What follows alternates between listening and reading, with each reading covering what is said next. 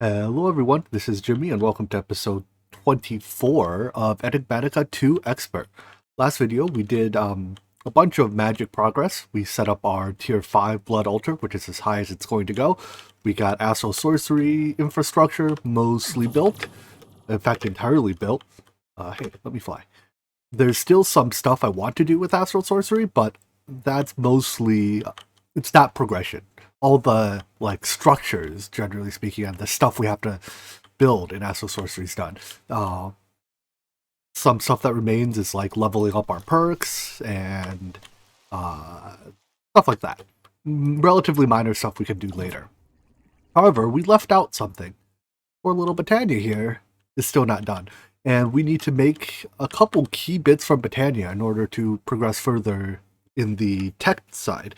So we need to make both the Britannia Alfheim portal, which lets us trade for resources such as we can take mana diamonds and trade them through the Elven trade portal to get Dragonstone, and we need to make the runic altar so that we can, or the Britannia runic altar that's distinct from the Thaumcraft runic altar. Well, I guess it's a runic matrix in Thaumcraft. Look, they're runes, all right. We have to make the Britannia altar so that we can make Britannia runes and other stuff. Wow, there's a lot of different ways we can make runes of air, apparently. But yeah, these runes will be useful down the line. And actually, it's only runes are the only thing we craft in this. Generally, I'm used to packs that use the runic altar for a lot of crafting. But I think runes are used somewhere, right? Let me see. Maybe we can get away without making this. Nope, can't avoid it forever. The Master Infusion Crystal from Mystical Agriculture requires runes, and we need this for a whole bunch of stuff later on. So we eventually have to set up the runic altar. So let's do Britannia stuff. Let's start with the Alfheim portal. Usually you start with the runic altar because you need the runic altar to make the Alfheim portal. However, we kind of cheated our way into Terra Steel, which upends the typical order of progression a little bit. The Elven Gateway core is crafted, missing some things, in the Astral Sorcery table, so we can make it here. I also, it seems like, yes, it's awfully dark today, I noticed, and that means that it's Horologium Day tonight, which means let's start this craft, and what I'll do is we'll make it nighttime. We should be able to discover Horologium up in the sky tonight. So, is it this one? Sure is. Looks like an hourglass, because it controls the flow of time. Alright, we've discovered Horologium. I'm going to set our attunement altar to Horologium and attune a handful of celestial crystals to it. We won't use them right now, but they will be very, very useful later.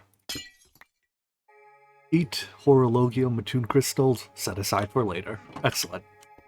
Back to Britannia. The portal here is a 3x3 portal that, well, it's a, hold on, it's 3x3 interior, I believe.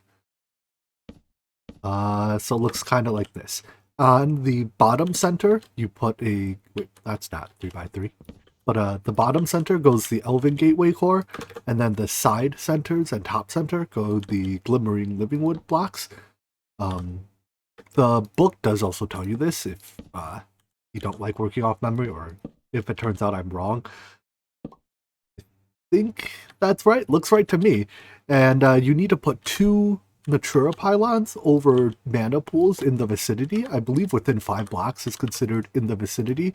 And then right-click this with your wand in the forest. It drains a little bit of mana from your pools to open up, but afterwards it only drains mana when you trade. Then you can take any item and throw it through.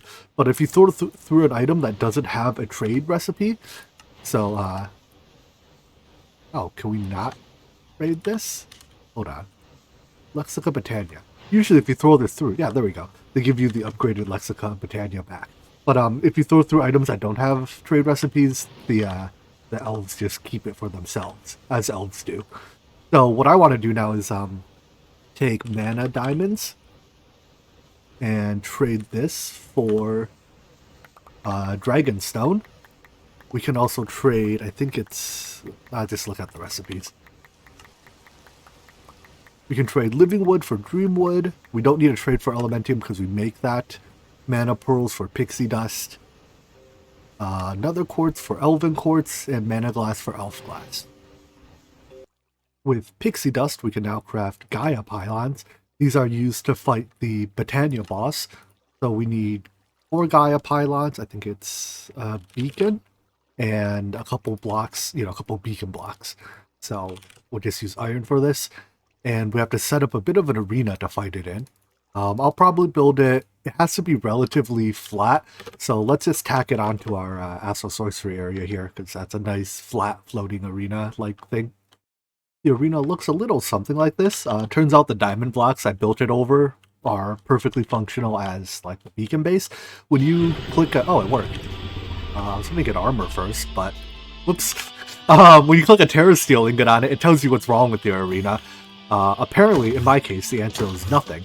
So now you just shoot the guardian with your laser gun for a while because your laser gun is overpowered, and then he dies. I think the last like 4 times I fought the Gaia Guardian, I've been overconfident and managed to die to him. This time, I think there's literally no way he can kill me. So apparently, he is allowed to summon mobs despite our ritual. I think he's not allowed to summon through the peaceful environmental controller. So if you use that, it can you can prevent the summoning of mobs in this phase, or you can just shoot them because they die just like he does. Anyways, once he's done floating in the air for a couple seconds, he will come back down, and you shoot him a couple more times, and he's dead. Tough fight, I know. So this is Gaia Guardian 1. When you kill him, you get some Gaia Spirit ingots, or Gaia Spirits, which you can use to make the Gaia Spirit ingot to fight Gaia Guardian 2, who is ostensibly more difficult, technically, but in practice not so much.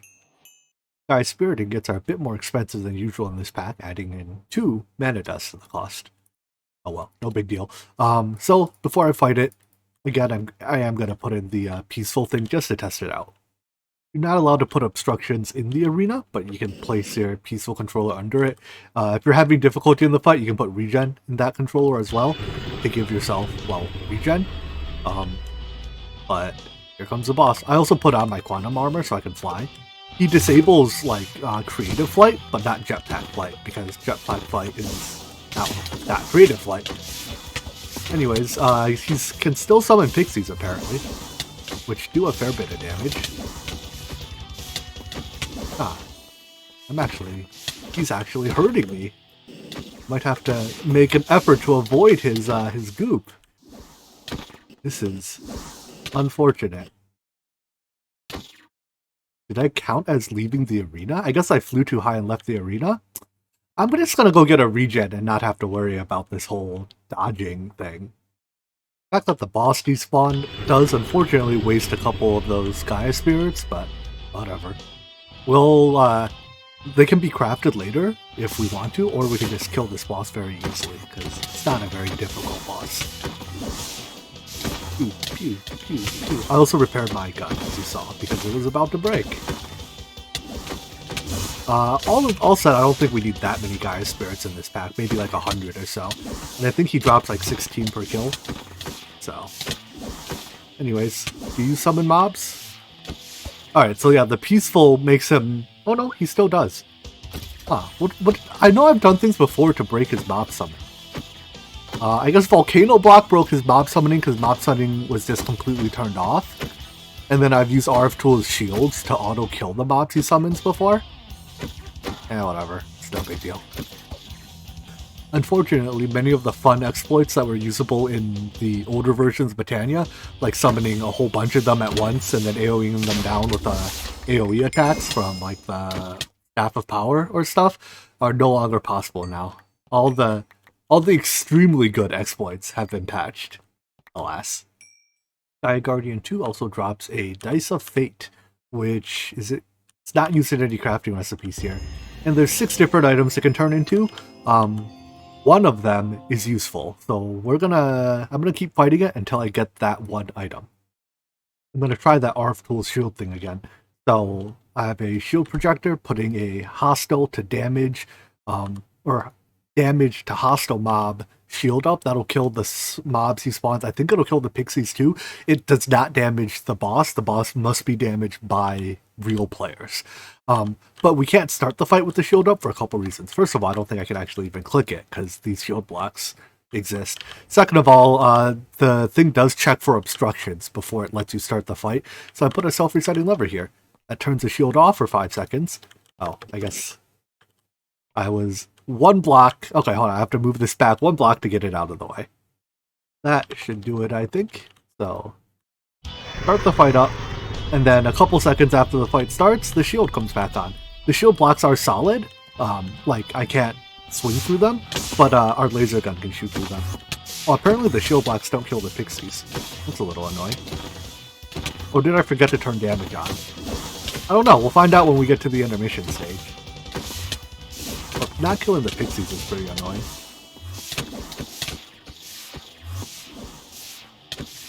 Pew, pew, pew, pew. Alright, here we go.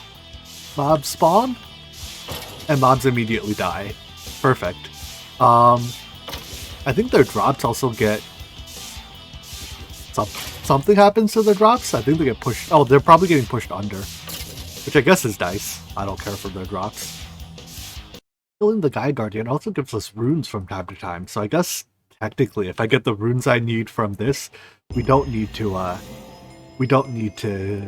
make the runic altar.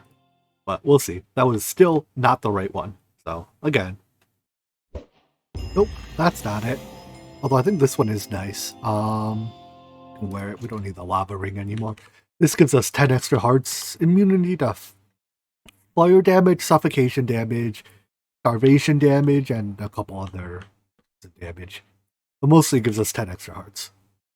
Can only miss so many times. Oh, there's another miss. There's only 6 different items, so we're bound to get it eventually. I think we're on number 4 or 5 now, so...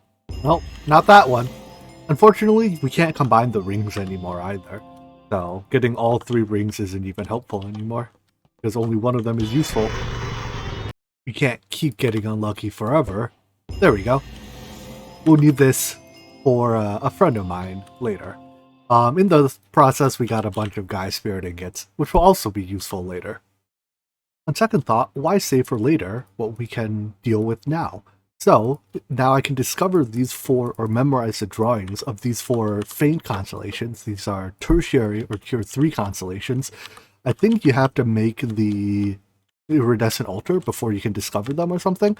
But anyways, in order to actually discover them, we need a observatory from Astral Sorcery. They are too faint to be seen with the telescope alone.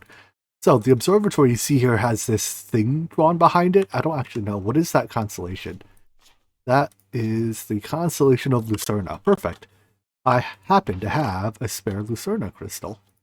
What that means is that in order to do that craft, we have to put the Lucerna attuned crystal into this crystal slot in the thing.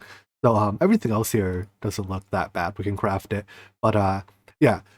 These items floating around the outside, so there's 1, 2, 3, 4, 5, 6, 7, 8 of them, have to be placed on these little spectral relays along the outside of, anywhere on the sooty marble here. So I'm going to make a few more relays.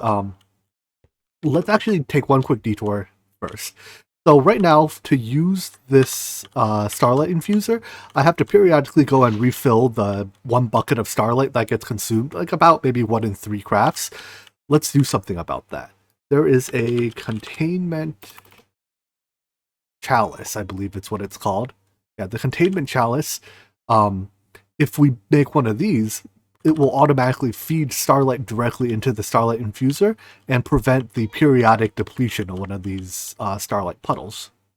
The usual way that crafting with these spectral relays works is that the game will ask you to put specific items on a specific relay. So like if you're making this thing, there's four different item types that go on the 8 relays. You have to wait for it to ask you to put an item there to put it there because you don't know where it will ask you to put each one. But for the containment chalice, all 5 items are the same. So by using my huge brain, I conclude that the 5 items go on the 5 spectral relays. Who'd have thought, right? The containment chalice will accept fluids in from the bottom, although, in all honesty, one containment chalice, I think it holds like 32 buckets. How much is missing from this? 24 buckets? 24 buckets. One containment chalice is enough to do approximately an infinite number of infusions. Let me just figure out which one is missing. This should be the last time I have to fill this. So that one infusion, it'll drain a tiny bit out of this as we can see when it finishes. We should see that there's a bit less fluid in this tank. No, there is not. What happened? Is my containment chalice too far away? I think the containment chalice just needs line of sight to the starlight infuser.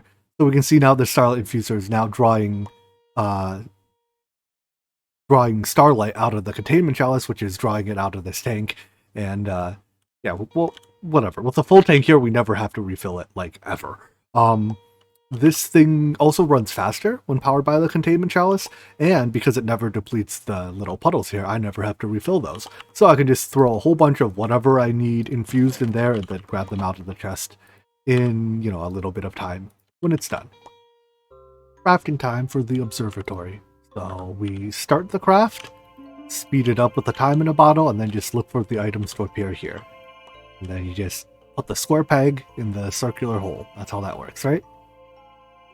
And when it's all done, it continues humming a little bit. The time in a bottle really helps with astral sorcery crafting because it takes unreasonably long sometimes. Might need a bit more starlight as well. Let's make it nighttime again. I guess some of these super starlight heavy recipes do still have to be crafted at night. Come on, hurry it up. Don't got all day here. You also, as you hurry it up, you cause it to shoot out more light beams. Did I put one of the wrong items on one of these? Is that the nuts? Right as far as I can tell. Why aren't you done yet? I don't know what this yellow part of the bar means. Maybe I sped it up too much. It goes 1 observatory. Where's my quest complete? Quest! Quest! Oh, I guess there isn't a quest for it. Wow, there's only 1 quest left in the entire tab. Anyways, the observatory works more or less just like the telescope, except it's bigger. You sit in it, you look around, look for constellations. Generally, I start at the top, do a pass. We see if you're looking for the bright stars, kind of like before, so or the large stars, I guess. So no minor constellations out tonight. So we do the thing: sleep, go to the next night, get in the observatory, and look again. It's also pretty easy to tell which ones are like the foreground stars versus the background ones because of parallax. Like you see here, there is a constellation here, and if memory serves, oh boy, this is totally not it, is it? How do you draw this one? Not like that. Let's try this again. I think it looks something like this. Hey, there we go. So that is Alcara, which I believe is actually the one that I need right now. There's another one here. I think this one I know. This one is Jelu or something. Very good. And looks like that's all that's out tonight. But let me double check that Alcara is the one I want. So we can come here, look at its effects. Corrupts. Yes, that's what I want. Ritual trait modifiers. Yada, yada, yada. Okay, so that doesn't tell me a darn thing. But the word corrupts, I think, I'm pretty sure that's what I was looking for. So we can now attune our table or our attunement altar to Alcara. I can find oh, it's alphabetical. Neato. I just have to move some of these little dots around. These tertiary constellations cannot be attuned to directly, but you can, you can attune yourself or even a crystal to it. However, you can take a already attuned crystal and modify it. So I'm going to take my horologium crystal, chuck it in here, and this will now have a horologium attuned crystal that's been modified by Alcara. And what this does is very interesting. I make another ritual anchor platform or ritual platform thing and put this in here, we see a lot of particle effects show up. What this does is this freezes any entities in here and causes them to cease doing stuff. If you put this near your machines, that's obviously bad. Your machines stop working. But I'm gonna let you use your imagination. Think about what we could use this for. And I'm gonna go set this up somewhere perhaps a bit more useful than the middle of our base. Before that, though, I think I want to level up my... am I allowed to do that? No. I want to level up my Astral Sorcery perks a little bit. So right now I have gain experience by breaking blocks. Destruction gadgeting blocks counts as breaking them, funny enough. So I'm just going to use the destruction gadget and break a whole lot of blocks to get up to, I believe level 30 is the max. Let's see how much EXP we get off one break. So right now we are just a hair until level 2. Now we are level 7. Level 8. Well, level 12. Yeah, this is very fast. I used to take the movement one and just AFK on like a, conveyor belt or something, but this is far faster. We'll be level 30 relatively soon at the cost of a fair bit of the end island. I've discovered a newfound appreciation for how much reach the destruction gadget has.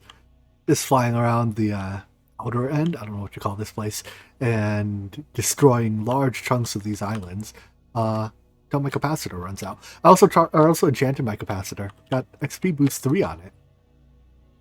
Excellent. But what other enchant would you ever want on your capacitor after all? Alright, level 30. And look at the destruction that the destruction gadget has wrought. But with this, we now have all our skill points unlocked. Now I have to figure out how I want to do it. I think I value the +1 reach and the cheat death and the armor stats here the most. And Jelu is probably the best focus perk of the available ones. So I'll go grab this. Maybe, do I want this? Maybe you can grab this and get some runic shielding too. I don't know, I'll figure it out. I ended up taking a mix of offensive and defensive perks. Phoenix Blessing there, some armor stuff, some reach, and here's the final effects. Big thing is we have 9 block reach, extra melee damage, I guess no extra armor, extra life, whatever, good enough for me. I made myself a Mantle of the Stars, didn't bother attuning it, but I did put Last Stand on it, just in case something goes wrong. At this point, I think we're ready to face the final boss. That is the Chaos Dragon. We're going to beat it, hopefully, without taking damage and without proccing our Last Stand, but our Last Stand and our Cheat Death exist just in case I mess things up. Because I really don't want to have to try to loot my gear back under the Chaos Dragon's nose. So, it spawns 10,000 blocks out. I've got a little bit of flying to do. As we approach the negative 10,000, as you can see on the map there, I want to set up a staging ground somewhere right around maybe 950 or 9,500. If we die, I want to be able to teleport close by so that we don't have to, this flight took a good 5 minutes. And if something were to happen, I would like to not have to redo the entire flight. So let's set our staging ground here. And worst comes to worst, we teleport back here. I'm going to save this in our inventory. We do not lose if we die.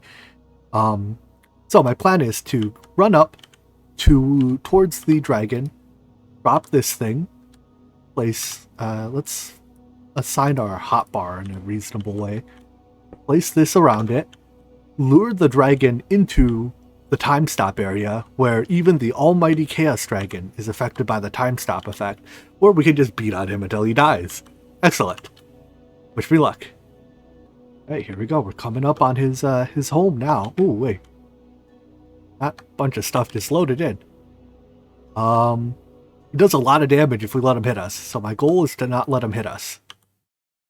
Put this, put that. Alright, Chaos Dragon, come here. I need you. Let's try claiming the chunk. I don't actually know if that'll prevent him from... I know he can grief a lot of stuff. So hopefully we can keep him from griefing our ritual. There's really no point shooting him. We're not going to do any damage. And here come his attacks. Alright. Please don't kill him. Oh, well, we proc Last Stand. Oh, well. That was less than good. for what it's worth, I think he might be stuck. Let's respawn.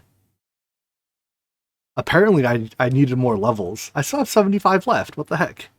Oh, not anymore. In here we have our teleport and a chest piece that lets us fly. Take me here. And if we die again, we're in trouble. So let's try to not die again. Once again, let's put our backup teleport away. And hopefully, with any luck, he will be waiting in the trap. That looks an awful lot like a trapped Chaos Dragon to me. He's just sitting there, menacingly. I suppose if I put a little bit of effort into dodging his first barrage, we probably would have been okay. But, where is my grave? Is it all the way down there? No. My death marker is here. If my grave got okay, no, it's right up here. I'll say, if he deleted my grave, I would be very sad. Give me. How do I? There we go. Why? There we go. Alright. So now that he's immobilized, all we have to do is take our Key of King's Law, make sure we have some mana, and shoot him with it till he dies. While his crystals are up, he's immune to normal damage.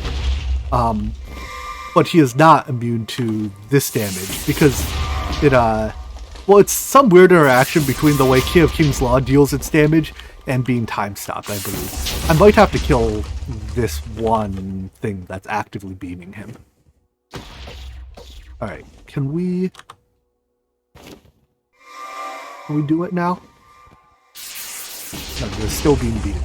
Hey, stop it. Cut that out. Aren't you dead? You're dead. You're not allowed to beam him. Sure. I'm pretty sure if we just keep at this long enough, he will eventually die. I mean, the damage numbers are showing up, so just pound on the dragon with the Key of King's Law. His health bar doesn't appear to drop, but yeah, he is taking damage, as you can see based on the, I think that's the core health bar or something. He can still touch you, so don't fly too close to him. Anyways, we pound on him for a little bit, and he's right on death's door. There he goes. Chaos Dragon killed. With that out of the way, we can pick up our stuff and go harvest the Chaos Crystal. So I think we can. Yeah, I've been using the copy paste gadget to like just place and take away the ritual pedestal. It's a great way to make portable rituals. Give me this dragon heart. Good. Now there's one more thing I want to try. It is, can we cardboard box the explosion that comes out after you break the Chaos Crystal? If we can, I'm just going to save it for the end of the series, and we'll use that to blow our base up when we're done. I'm not 100% sure that works. I know you can store it into Applied Energistics, like spatial storage. Where's the center of the island? Here-ish. Yeah, I know you can store it into Applied Energistics spatial storage, which means that if you do that, then you can go back and like release it from spatial storage later. But I don't have spatial storage set up, so I'm gonna see if we can store it in a cardboard box instead, because I believe it is a tile entity of some sort. Anyways, ta-da, Chaos Crystal. I think you can take the entire Chaos Crystal, however that breaks it. At least it did before, so I'm not gonna take the entire crystal. Let's put something here. Let's do this. I'm gonna grab a spare cardboard box. Which one doesn't have data? And some blocks, just so that once we pick up the cardboard box, you know, we won't have anything or once we pick up the crystal, we won't have anything to click on anymore, right? So, ow, stop it. Very rude. Alright, give me the crystal. The explosion starts, and I think this cardboard box, no, it quite clearly did not capture the explosion, did it? Well, we tried. Block data, no. Unfortunate. Maybe we just had to wait for it to actually spawn? This isn't going to kill me because I have, whoopsies. I have a last stand up. Come on, give me my box back. No, don't blow up yet. I want you to come with me. Nope. Nope. apparently it will kill me through Last Stand and 158 levels. That is unfortunate. Once again, though, preparations were made. Put our flight armor on. Oopsies. Teleport us back, and we can go get our gear. Alright, well, so much for saving that. I guess if I do another Chaos Dragon, I will set up spatial storage first, so that we can transport that explosion for later. I'm also going to have to fix my nutrition buffs now that I've died a couple times. Apparently I managed to fly into the shockwave of the explosion a second time, and it darn near killed me. That was close, but I'm alive, so that's good. Well, that was an adventure, but we got our 5 Chaos Shards. It can be replicated if we need more, but I don't even think we'll need more. We only need a couple Chaotic Cores to beat the pack. One per Creative Fluid Tank, or more for the Creative Ending. Alright, well, let's head out. Back home. Couple pieces of food later, and our nutrition is fixed. 100% in all categories. And on that note, I think we're just about out of time for today. However, there's one more thing I want to craft before we call it, and that is the Cave Illuminator. Not because I want it, but because it is the very last quest in this chapter. So, with that, we've now completed the Astral Sorcery chapter. Let's also actually go through all of our reward bags today. So, there are a whole lot of them waiting for us. Yeah. I haven't opened them in a couple of videos. So let's just open all of them and see if there's anything valuable inside. Spoiler, I don't think so. Nothing so far, but this quest rewards a choice of 3 loot boxes. Which one do we take? These are also better than usual ones. Alright, well. Better than usual, he says. Well, we got a friend out of it. A friend that has 1 hit point. Oh, we found a loot bag that I left on the ground. Clouds in it. Alright, but nothing else of particular value. So, I think that's it for today. I hope you guys enjoyed this video, and I hope to see you in the next one. Take care. Bye-bye.